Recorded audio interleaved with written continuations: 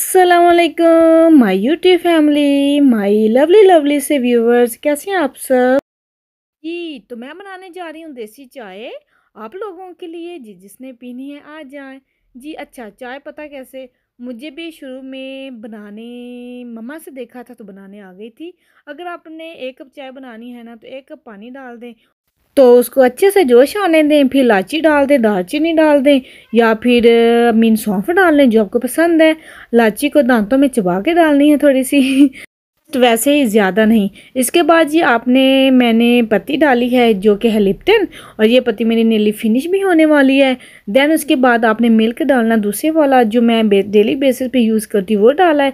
साथ में जी evaporated milk है। इसके साथ चाय बड़ी मज़े की बनती है, क्योंकि मैं आज दरअसल हस्बैंड की फेवरेट चाय बनाने जा रही हूँ। वो लेके आए थे टीन, और इसके साथ काफ़ी 2 3 4 टाइम तो बन ही जाती है, और ये बड़ी ही मज़े की बनती है। हाफ दूसरा मिल्क, थोड़ा सा ये मिल्क, मीन जस्ट थोड़ा सा।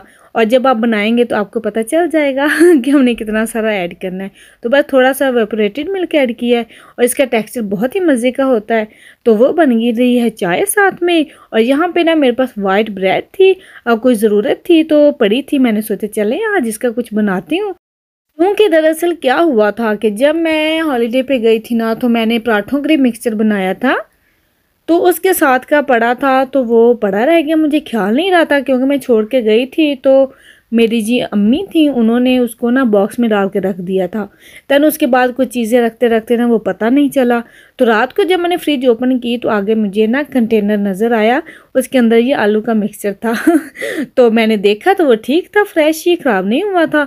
तो मैंने सोचा चलें जी वाइट ब्रेड है तो बनाती हूँ बच्चों के लिए मज़े के नाइस से टोस्ट, तो वो भी स्पाइसी वाले। तो वो मैंने एक साइड पे स्पून के साथ जो आलू वाला मिक्सचर था, बैटर था, वो मैंने लगा लिया है। उसको लाइट सा ऑयल डाल के उसको डाल दिया है, तो ऊपर से इस तरह से लगा लेना है। और ये जी स्पाइसी टोस्ट रेडी हो रहे हैं, और बड़े ही मज़े के लगते हैं मैंने सोचा आज बच्चों को ये बना के देती हूँ, तो लेट्स सी भला उनको कैसे लगते हैं। आई होप कि अच्छे लगेंगे, क्योंकि जो भी मैं कुछ बनाती हूँ तो उनको ज़रूर पसंद आते हैं, स्पेशली तो इंशा को। तो बस इनको अच्छे से इस तरह से टोस्ट कर लेना है। और यहाँ पे ऑयल मेरा फिनिश हो गया है, खैर कोई नहीं। और देखिए सैलेज है कि नहीं तो शॉप से लेना पड़ेगा। लिस्ट पे जाके लिखती हूँ कि फिनिश हो गया है, क्योंकि साथ साथ जो जो फिनिश होता रहता है किचन में वो साथ साथ मैं राइट डाउन करती रहती हूँ।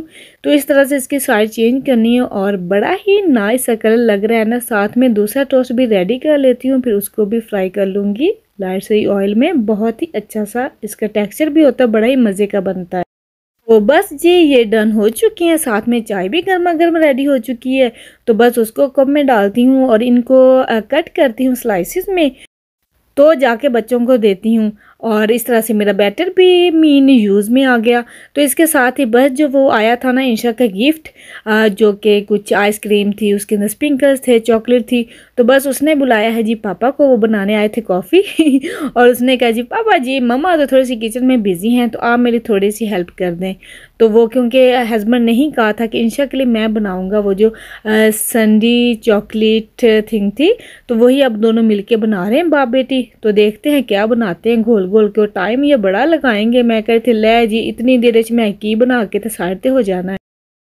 मैं बस यहाँ पे ना आज जल्दी में थोड़ा सा अर्ली बना रही थी, खाना वगैरह कुकिंग करने वाली थी, ताकि मैं बना के ना मुझे कुछ काम था तो फ्री होना था तो अंदर से ये आ गए। मैं कि ले जी चलो पहले तुसी काम कर लो, क्योंकि आज मैं थोड़ा सा अपने रफ हुलिये में थी और ऐसे ही घूम रही थी। मैंने कहा था काम वगैरह सारे फिनिश करके तो फिर रेडी होंगी।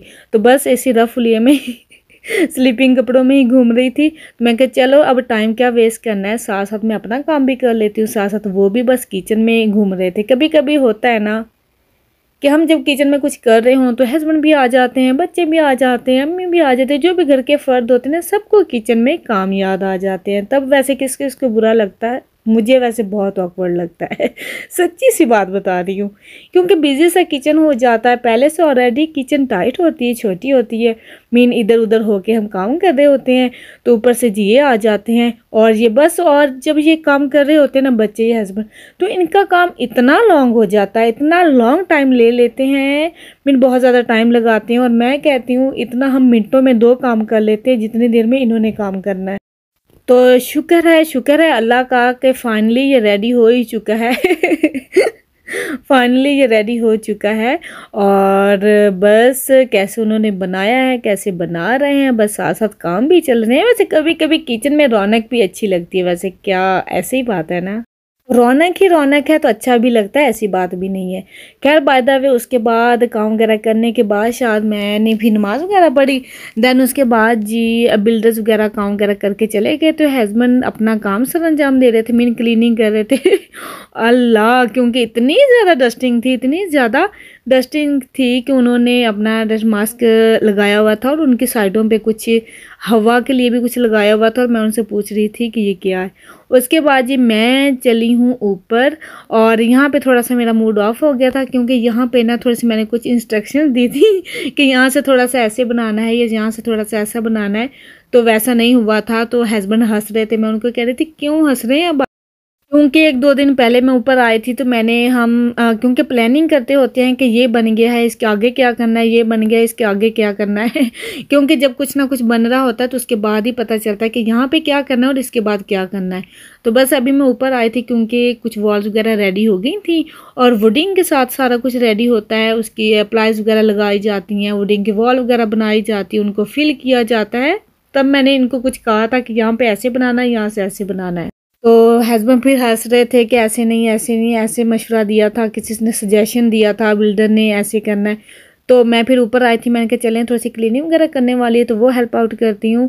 और उसके बाद जी बस थोड़ा सा डिस्कस वगैरह कर रहे थे कि यहाँ पे क्या बनाना है, इसके बाद क्या करना है, कितना वर्क हो गया है। क्योंकि कहते हैं ना कि ध्यान में रखना चाहिए और नज़र रखनी चाहिए बिल्डर्स वगैरह पे कि वो कैसे काम कर रहे हैं और कितने टाइम में कितना काम कर रहे हैं, ये बहुत ज़्यादा मैटर करता है।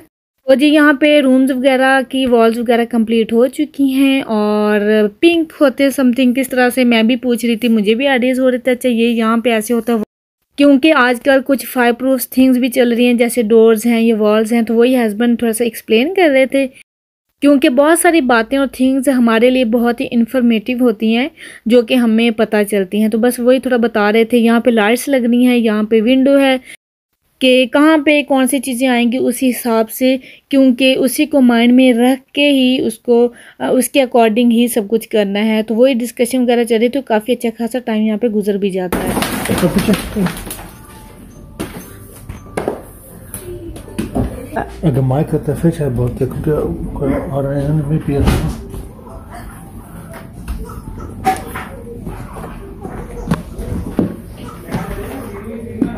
शुक्र है टाइल्स देंगे तो टाइल फायदा हो गया उसका काफी टोटल तो ये भी सकते हैं।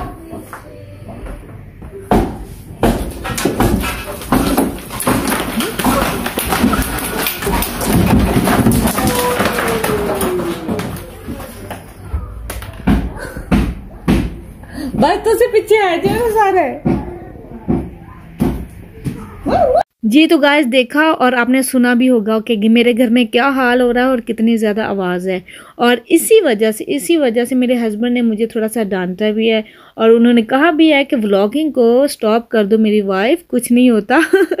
क्योंकि इसीलिए मुझे कोई घर की जगह ऐसी नहीं कि जहाँ पे मैं बना सकूँ, या 2 मिनट भी मुझे ऐसे नहीं मिलते ऑल डे कि मैं वॉइस ओवर कर सकूँ या कोई वीडियो लाइव शूट कर सकूँ, और कुछ समझ नहीं आ रहा है कि इस टाइम पे मैं क्या करूँ। और हस्बैंड ने वो भी कहा कि मीन अच्छा है ना कि इसी बहाने तुम थोड़े से बच्चों को भी टाइम दे लो, बच्चों को भी छुट्टियाँ हैं तो उनके साथ प्ले करो, उनको टाइम दो, थोड़ा सा बाहर चले जाओ। तो इस तरह से ये भी उन्होंने कहा है। वाकई आप सुन सकते हैं, मैं घर में इतनी ज़्यादा मशीनरी की आवाज़ आ रही होती है, मशीन्स की आवाज़ आ रही होती है, ड्रिलिंग करने की आवाज़ आ रही होती है, तोड़ फोड़ की आवाज़ आ रही होती है कि मुझे तो कुछ भी समझ नहीं आ रहा होता है कि मैं कहाँ जाऊँ और क्या बनाऊँ और क्या करूँ। तो इस बात से वैसे मैं अग्री भी करती हूँ कि हस्बैंड बिल्कुल ठीक कह रहे हैं। क्योंकि इतना घर में काम वगैरह चल रहा है ना कि कुछ समझ नहीं आता है कि क्या करें और क्या ना करें। इतनी ज़्यादा नॉइज़ होती है कि मोहम्मद नैप भी नहीं ले पाता है और मैं किसी से बात भी नहीं कर पाती हूँ। तो बड़ा ही थोड़ा सा मुश्किल सा टाइम चल रहा है। तो बस आप लोग थोड़ा सा अंडरस्टैंड किया करें अगर किसी टाइम व्लॉग नहीं आता। लेकिन मेरी फुल्ली ट्राई होती है कि मैं हर रोज़ डेली व्लॉग शेयर करूँ और हस्बैंड ने वैसे मुझे व्लॉगिंग करने से थोड़ा सा मना किया है कि अभी थोड़ा सा स्टॉप कर दो, कुछ नहीं होता है। तो मेरी वैसे कोशिश होती है कि मैं अपलोड करती रहूं। तो जब भी अपलोड करती हूं तो आपसे अप्रिसिएशन हमें चाहिए होती है। जैसे हम आपको मोटिवेशन देते हैं उसी तरह हमें आपसे भी मोटिवेशन चाहिए होती है, तो थोड़ा सा अंडरस्टैंड किया करें। तो ये थी ओवरऑल रीज़न जो कि आपसे फाइनली शेयर की है। और जब भी अपलोड करूं भी तो आप लाइक शेयर और सब्सक्राइब किया करें और घर के इन हालात में मुझे दें इजाज़त। अल्लाह हाफिज़।